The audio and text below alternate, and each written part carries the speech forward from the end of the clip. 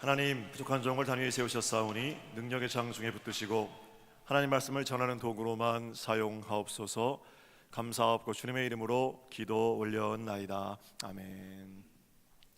할렐루야. 네, 설교 전에 먼저 제가 좀 죄송한 말씀을 드려야 되겠는데, 감기가 좀 심하게 들었는데요, 이제 목을 관리해서 그 소리 설교할 수 있게 해달라고 기도하면서 섰는데, 이 정도 소리가 나오는 게 괜찮은 것 같아요. 들으시기 좀 불편하셔도 제가 또박또박 큰 소리로 먼 곳대로 설교할 테니까 여러분 좀 이해해 주시면 좋겠고요. 앞에 옆에 뒤에 분하고 인사하실까요? 사랑합니다, 축복합니다, 이렇게 인사하세요. 네.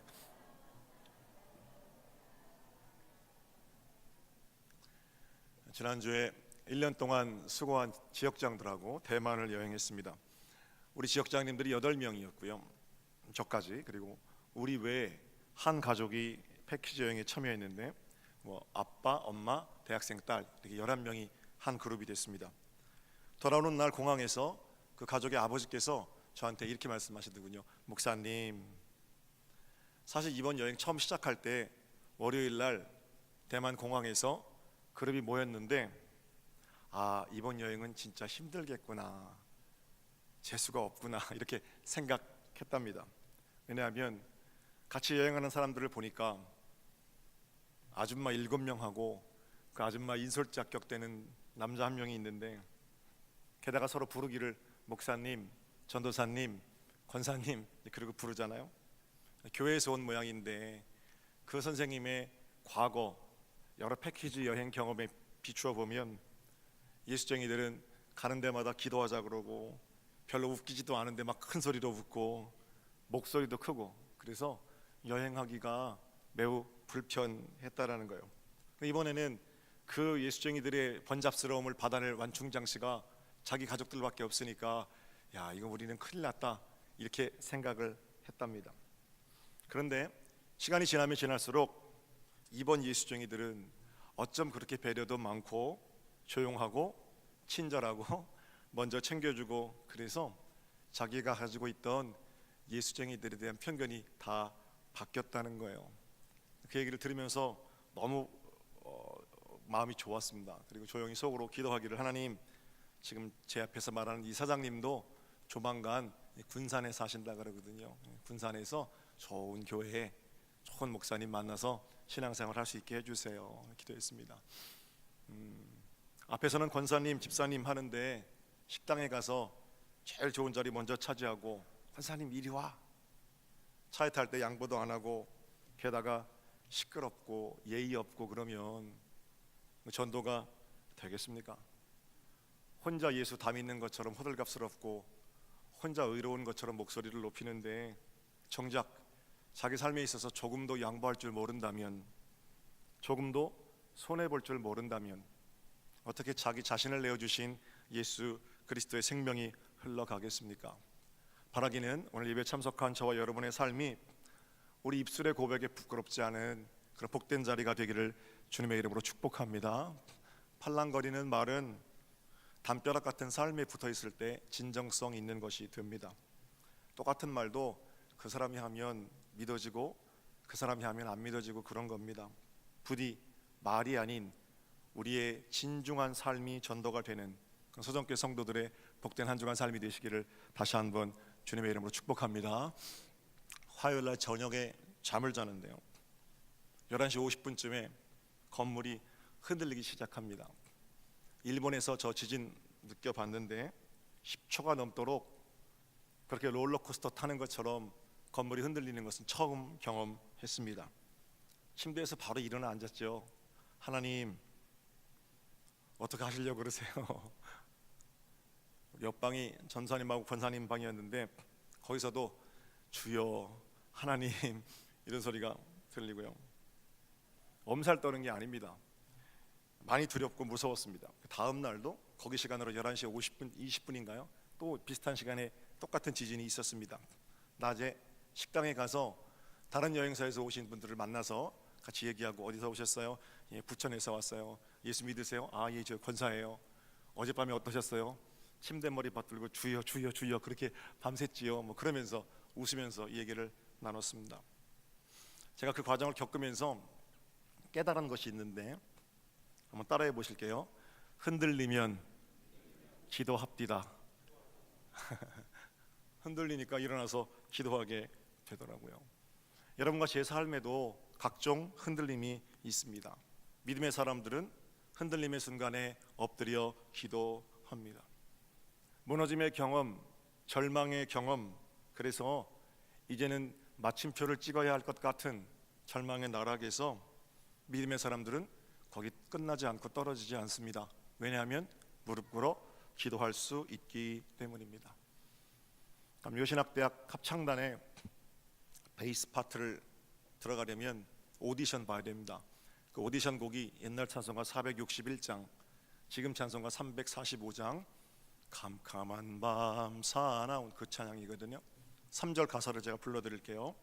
절망 중에 그 사공 떨면서도 한 줄기의 밝은 빛 보고서 배 안에도 하나님 계심 믿고 오 기도 올린다 기도 올린다. 절망 중에 볼 수 있는 빛, 절망 중에 꿇을 수 있는 무릎, 절망 중에 올려드릴 수 있는 기도, 바로 이러한 것들이 믿음의 사람들의 지표입니다. 믿음의 사람들이 기도하고 나면 동쪽으로 가서 귀인을 만나고 서쪽으로 가서 재물을 만나고 이런 게 아니에요. 어떤 환경이라도 우리가 하늘로 통하여 있다는 것을 기억하고 하나님께 무릎 꿇고 하나님의 생명의 빛을 볼 수 있는 것, 바로 그것이 믿음의 사람들의 능력이겠죠. 자, 제가 오늘 다윗의 삶을 생각해 보려고 그러는데 좀 거칠지만 대목대목 이렇게 정리해서 다윗의 삶을 통해서 구체적으로 좀 살펴보겠습니다. 느낌표, 마침표를 쉼표로 바꾸는 능력. 이스라엘 백성들은 하나님에게 왕을 세워달라고 요구합니다. 하나님은 그 요구가 마음에 들지 않으셨지만 그들의 부탁을 들어주시고 사무엘을 통해서 그 민족의 첫 번째 왕을 세우는데 그이가 바로 사울이지요. 겸손했던 사울 왕은 왕이 되자 교만해지게 됩니다. 그리고는 하나님께 불순종하게 되고 불순종한 사울을 하나님은 버리셨습니다. 이번엔 사무엘이 이새라는 자에게로 갑니다. 그리고 나서 이새의 막내 아들 다윗 목동에게 기름을 붓습니다. 다윗은 지난주에 살펴본 것처럼 거룩한 분노를 가지고 있는 아이였습니다. 무장한 골리앗과 일기토를 펼치게 되지요. 그때 다윗의 맺힌 말이 명언입니다. 너는 칼과 창과 단창으로 내게 나아오거니와 나는 만군의 주 여호와 하나님의 이름으로 내게 가노라. 싸움은 칼, 창, 단창에 있는 것 아니고 물맷돌 각도에 있는 것 아니고 여호와 하나님께 있음을 다윗은 잘 알고 있었습니다. 그리고 40여일 동안 이스라엘 백성을 괴롭히던 3m 거구를 무너뜨린 그때로부터 다윗은 이스라엘의 전쟁 영웅이 되는 겁니다. 그리고 나서 다윗의 이야기가 2막이 펼쳐지는데 다윗의 2막은 도망 다니는 얘기입니다. 유명해지면 유명해질수록 사울은 질투에 사로잡히게 됩니다. 그리고는 왕의 군대를 풀어서 다윗을 죽이려고 하지요. 그러나 하나님은 교만한 사울이 아니라 겸손한 다윗과 함께 계셨습니다. 다윗을 죽이려 하는 사울에 계신 것이 아니라 다윗에게 계셨기 때문에 오히려 다윗에게 사울을 죽일 기회가 2번이나 찾아왔지요.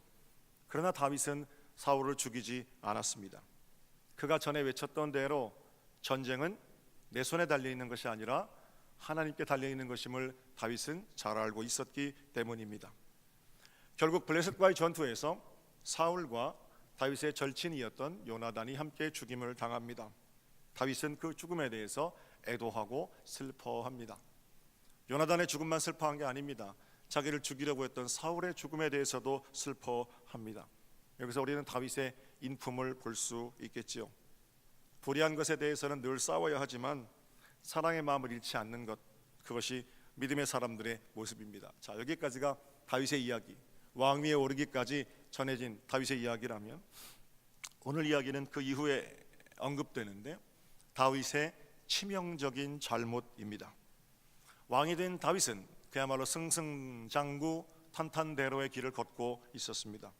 무슨 말만 하면 뭐든 할 수 있는 절대 권력을 가지고 있었습니다. 그날도 왕궁 옥상을 거닐고 있는데 건너편에 한 여인이 목욕을 하고 있습니다. 다윗은 그 여인을 보고 못된 생각에 사로잡히게 되지요. 그의 권력을 이용해서 목욕하는 여인을 궁으로 불러들였고 그녀와 동침하였습니다. 그녀는 이스라엘을 위해서 전장에 나가 싸우고 있는 충신 우리아 장군의 아내 밧세바였습니다. 나빠도 진짜 나쁘죠, 그죠? 자기 자신과 자기 나라를 위해 싸우고 있는 장군의 아내를 범하다니요. 천하의 시정잡배들이나 하는 짓 아닙니까? 그런데 한 가지 생각해 볼 것은, 성경의 위대한 점은 성경이 어떤 인물을 기록할 때 이렇게 추한 모습까지 전부 기록하고 있다는 거예요. 좋은 점만 쏙쏙 골라서 이 사람은 진짜 위대한 사람입니다, 위대하기만 한 사람입니다, 그렇게 말하고 있지 않죠.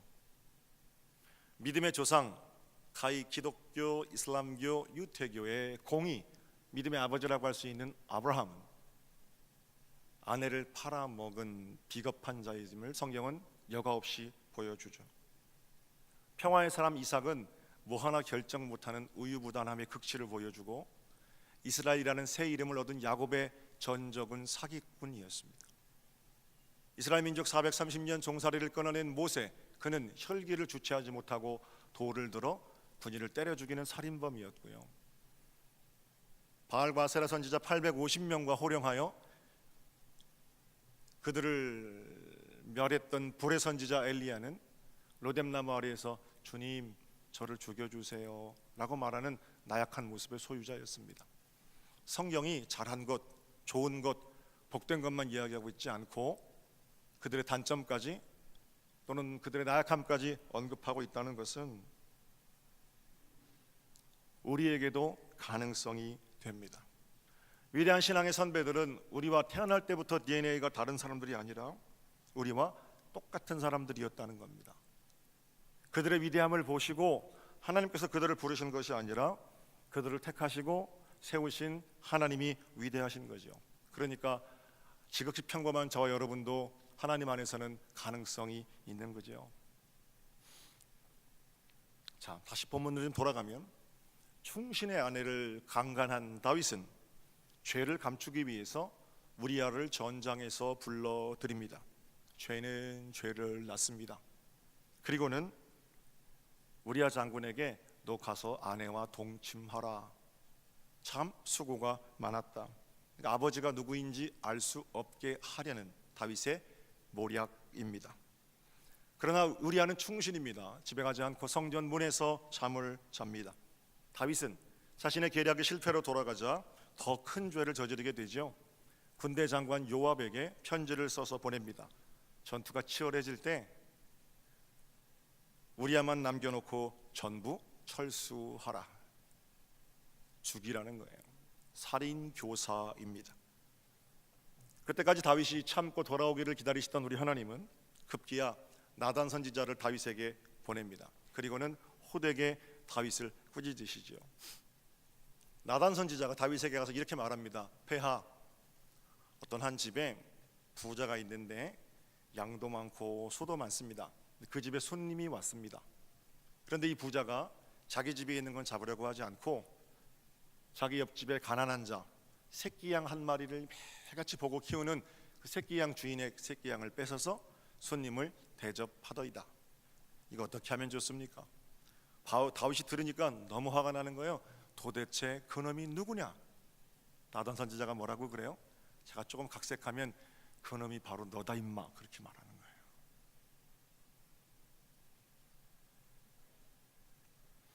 나단의 책망을 다윗이 들었습니다. 그리고 다윗이 어떻게 했어요? 여러분 잘 아시는 대로 그 즉시 눈물로 회개합니다. 얘기가 좀 길게 왔습니다만 여기서 우리는 절망을 마침표를 쉼표로 바꾸는, 끝이 아니라 새로운 시작이 되는 열쇠를 발견하게 되는데 바로 회개의 기도입니다. 어쩔 수 없이 떠밀려서 회개하는 척하는 게 아니에요. 진심으로 하나님 앞에 자신을 돌아보고 가져다 놓는 일입니다. 나단 선지자를 통한 하나님의 책망에 대해서 내가 강간죄를 저질렀습니다, 내가 살인교사죄를 저질렀습니다, 그리고는 눈물로 회개하고 용서함을 받는 겁니다. 사랑하는 성도 여러분, 성도의 고난은 정죄나 심판이 아니지요. 성도의 고난에 여러 가지 이유가 있습니다만 때로는 하나님의 책망과 징계일 때가 있습니다. 사랑하시기 때문에 그렇게 하십니다. 우리가 죄의 길로 갈 때 하나님 그냥 내버려 두시지 않으십니다. 나를 죽이겠다는 심판이 아니라 나를 살리시겠다는 사랑의 징계이고 책망이십니다. 그때 그 징계의 매 앞에는 맞서는 게 아니에요. 무릎 꿇고 하나님 앞에 돌아와서 하나님, 내가 잘못했습니다. 그렇게 기도하면 절망의 마침표가 희망의 쉼표로 바뀌는 거죠. 그때 비로소 하나님께서는 회복을 그 자리에서 시작하십니다. 이 과정에서 속죄 제사하고요, 속건 제사를 좀 구분하셔야 됩니다. 구약의 제사 중에서 속죄 제사는 돌이킬 수 없는 죄에 대해서는 속죄 제사를 드립니다. 지금 다윗이 저지른 강간, 우리아를 죽인 살인, 이런 것들은 돌이킬 수가 없잖아요. 그 전으로 돌아갈 수가 없잖아요. 그럴 때는 하나님 앞에 나와서 가슴을 찢으며 회개하는 겁니다. 그게 속죄의 제사입니다. 그런데 속건의 제사는 다르죠.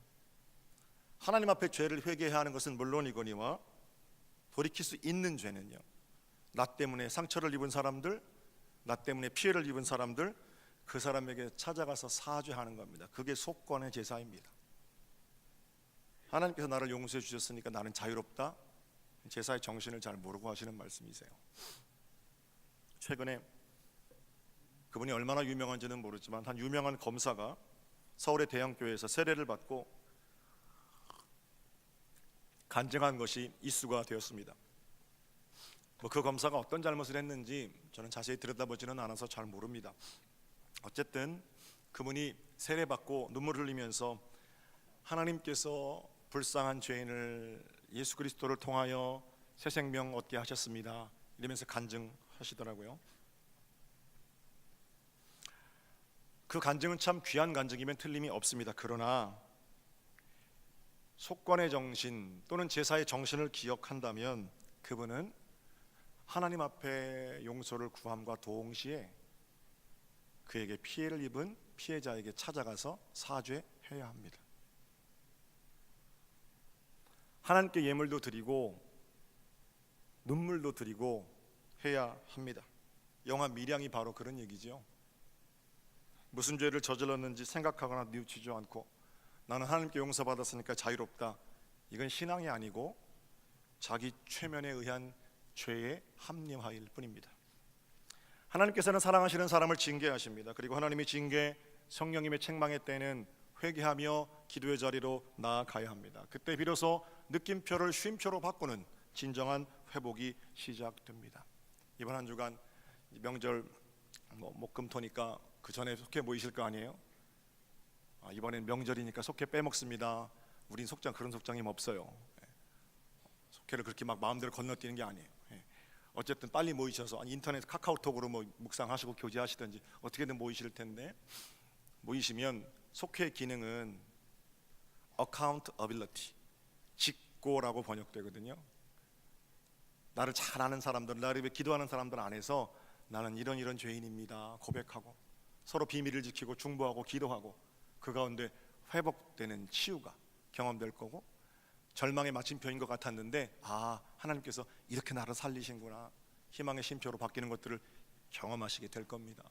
우리 69개 속회가 이번 한 주간 그런 모임이 되기를 우리 주님의 이름으로 축복합니다. 자, 다시 다윗의 얘기로 좀 돌아가 볼까요? 결국 범죄로 잉태된 아들이 죽습니다. 그러나 그 후에 다윗의 인생은 결코 행복하지 못했습니다. 아들 압살롬은 자신의 누이를 죽인 이복형 암논을 살해하죠. 그리고 반란을 일으킵니다. 철의 왕, 무엇이든 말하는 대로 됐던 다윗이 아들의 칼을 피해 도망하는 신세가 됩니다.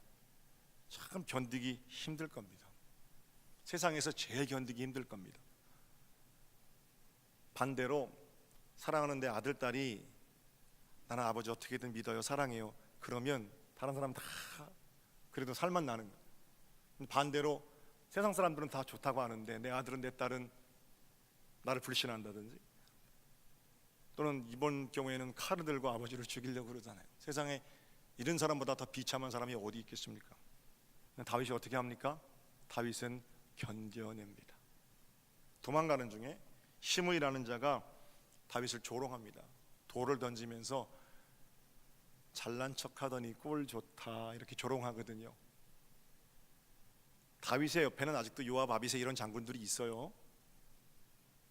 그 장수들이 뭐라고 하냐면, 폐하 한 말씀만 하십시오. 내가 저놈의 목을 가져오겠습니다.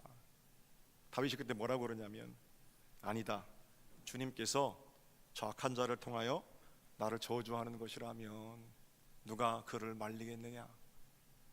견디는 거예요. 성령 하나님께서 그 모욕도 참고 견디게 하시는 겁니다. 여기서 우리는 마침표를 쉼표로 바꾸는 두 번째 열쇠를 발견하게 되는데, 첫 번째 열쇠가 회개라면 두 번째 열쇠는 인내입니다. 성도의 고난은 때로는 하나님의 연단하심이거든요. 하나님께서 우리를 담금질하실 때가 있습니다. 그때 성도는 버티고 견뎌야 합니다. 이를 악물고 복수의 칼을 갈며 견디는 게 아니에요. 찬송하면서 견뎌내는 겁니다. 예수 그리스도의 십자가의 보혈을 의지하면서 견뎌내는 겁니다. 그럼 결과가 어떻게 돼요? 단단해집니다. 비로소 강한 용사가 되는 겁니다. 한 번은 다윗이 사울의 칼을 피해 이웃 나라로 도망한 적이 있습니다. 군사들과 떨어져서 홀로 간신히 목숨만 부지하고 이웃 나라로 도망해서 체포가 됐습니다. 이웃 나라 왕 아비멜렉이 그 체포된 군사를 잡고 보니까 그게 자기 나라를 위협하던 다윗이란 말이에요. 그 용맹한 장수 다윗을 참할 수 있는 절호의 찬스가 온 거죠. 그때 다윗이 그 죽음 앞에 꾀를 냅니다. 미친 사람인 척하는 겁니다. 미친 사람인 척하면 아비멜렉이 볼 때 어떻게 하는 거예요? 야, 저놈 저거 우리 군사를 그렇게 무찌르더니 이제 정신이 완전히 나갔구나, 죽일 가치도 없구나, 내버려라, 그렇게 말하게끔 하는 거예요. 그리고는 다윗이 미친 사람인 것처럼, 어떤 목사님 설교를 들으니까 침을 질질 흘렸다고 그러더라고요. 그것도 좋은 표현이에요. 어쨌든 미친 사람 노릇하고 목숨을 부지합니다. 근데 가만히 생각해 보면 어떻게 그럴 수 있을까? 골리앗 3m 장군 앞에 조약돌 하나 가지고 용맹하게 나서던 이가 다윗인데, 자기 목숨 하나 부지하겠다고 거기서 침을 흘리며 미친 사람 노릇하는 다윗의 모습이 좀 잘 어울린다고 생각하십니까? 그러나 여러분, 소리 지르며 골리앗에게 돌진해야 하는 때가 있고요, 미친 사람 척 모든 도명을 뒤집어 쓰고도 묵묵히 견디고 가야 할 때가 있습니다. 중요한 것은 사명이 남은 사람은 마침표를 마음대로 찍지 않는다는 거예요. 내 인생 내가 시작하고 내가 마무리할 수 없다는 것을 아는 것, 하나님께 달려있음을 고백하는 것, 그거 신앙이거든요. 견뎌내는 겁니다. 언제까지요? 하나님께서 성령의 바람으로 이 가운데 불어오실 때까지 견디는 거예요.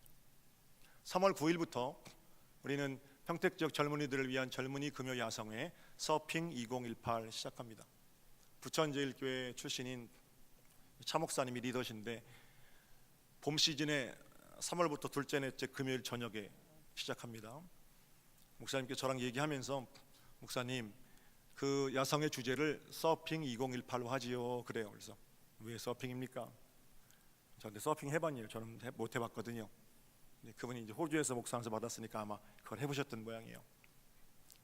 목사님, 서핑할 때는 보드를 가지고 파도까지 나갈 때 정말 힘들답니다. 죽을 것처럼 힘들지만 파도까지는 나가는 거래요. 그리고 나서 참고 기다리다가 큰 파도가 오면 그때는 딱 올라서서 균형만 잡으면 된다는 거예요. 그래서 젊은이들이 살기가 참 힘들잖아요. 젊은이들이 눈물도 많고 또 가슴 아픔도 많고, 더하면 더했지 옛날보다 훨씬 쉬워졌습니까? 천만에요. 지금 젊은이들이 훨씬 더 복잡하고 어렵습니다. 열심히만 하면 되는 세대, 그런 세대 아니잖아요. 그런 가운데에서 죽을 힘을 다해서 거기까지 가서 참고 기다리다가 어떻게 해요? 성령의 바람으로 파도가 불어오면 그 파도를 타고 신나게 신앙생활도 하고 젊은 때를 보낼 수 있도록 믿음을 심어주자라는 제목으로 서핑 2018로 정했습니다. 견디는 겁니다. 언제까지요? 성령님께서 우리 가운데 당신의 바람으로 파도를 불어오실 때까지. 그게 우리의 모습이어야 하고, 견뎌낼 때 느낌표가 쉼표가 되겠죠. 목요일 아침에 문자와 사진이 저한테 왔습니다. 권사님이신데 60대 남자로 살아가기가 힘들잖아요. 이제 다 직장에서도 그만두라고 하고 또 이미 그만둔 분들도 계시고, 오랫동안 아프던 그 어깨를 수술하신 거예요. 어깨 돌도 빼내고 옛날에 끊어졌던 인대도 연결하고, 여기 몇 분 수술하신 분 계신데 그게 얼마나 아픈지 저 알거든요. 그런데 뭐라고 문자를 보내셨냐면, 셀프 카메라로 딱 자기 사진 찍어서 목사님 아파요 기도해 주세요 이렇게 보내셨어요. 바쁘시니까 병원엔 못 오더라도 제가 꼭 가뵙고 싶은데 목사님 거기서 기도해 주세요. 문자로 권사님 힘내세요. 조금만 견디세요. 아프지만 하나님께서 고쳐주실 겁니다. 이렇게 문자를 답신했습니다. 사랑하는 성도 여러분, 아프고 힘듭니다. 그러나 조금만 더 견디셨으면 좋겠습니다. 죽을 힘을 다해서 여기까지 왔는데 더 이상 못 갈 것 같은 그런 때도 있습니다. 그러나 이제 곧 성령의 바람, 성령의 파도가 불어올 것입니다. 내 인생 마침표가 아닙니다. 강한 용사로 빚으시려는 하나님의 쉼표입니다. 이번 한 주간도 많은 분들이 수술도 앞두고 계시고 또 항암도 앞두고 계시고 이제 그러거든요. 어떤 자리든지 잘 견뎌내십시오. 하나님께서 여러분들을 더욱더 강한 용사로 빚어 주실 겁니다. 자, 이 말씀을 좀 정리할까요? 성도에게 고난이 있습니다. 마침표를 찍어야 할 것 같은 절망이 있습니다. 분명한 것은 성도의 고난은 심판이나 정죄가 아닙니다. 첫째, 징계일 수 있습니다. 징계일 때 다윗처럼 회개의 자리로 나오십시오. 하나님은 그 회개의 눈물을 통해서 회복을 경험하게 하실 겁니다. 느낌표가, 마침표가 쉼표로 바뀔 겁니다. 둘째, 연단일 수 있습니다. 연단, 담금질의 때 다윗처럼 인내로 참고 견디셔야 합니다.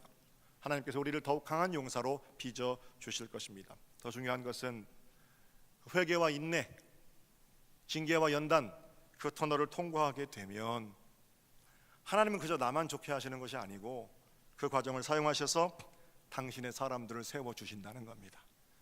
끝이라고 생각했는데 끝을 통해서 새로운 일을 하시는 하나님을 우리가 만나게 될 겁니다. 그때 내가 만난 각종 고난들은, 내가 당한 어려움들은 다른 사람을 일으켜내는 든든한 버팀목, 통로, 지팡이가 되는 겁니다.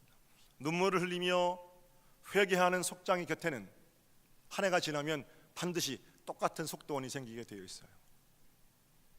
힘들고 어려운 시간을 인내로 연단하고 강한 용사로 빚어지는 여성교회장의 곁에는 언제나 그런 사람들이 새롭게 대퇴되게 되어 있습니다. 그것이 하나님께서 우리에게 모든 고난, 어려움을 통해서 새롭게 하겠다 말씀하시고 일하시는 계획 그리고 섭리입니다. 한 말씀만 더 드리면, 이번 주 성회 수요일 사순절이 시작됩니다. 네팔 선교도 가야 되고 명절도 겹쳐 있어서 아마 제2수요일에 많이 오셔서 예배하지는 못하시겠지만 십자가를 묵상하는 절기가 사순절입니다. 십자가는 모든 사람들이 말하는 마침표입니다. 그렇죠? 죽음, 끝. 그러나 예수 그리스도는 그 십자가를 통하여 인류를 구원하셨습니다. 십자가를 묵상하며 우리 인생에서 만나는 각종 마침표들이 새로운 시작, 쉼표로 바뀌는 역사가 이번 한 주간 성도들의 기도, 성도들의 삶 가운데 충만하시기를 우리 주님의 이름으로 축복합니다. 기도드리겠습니다.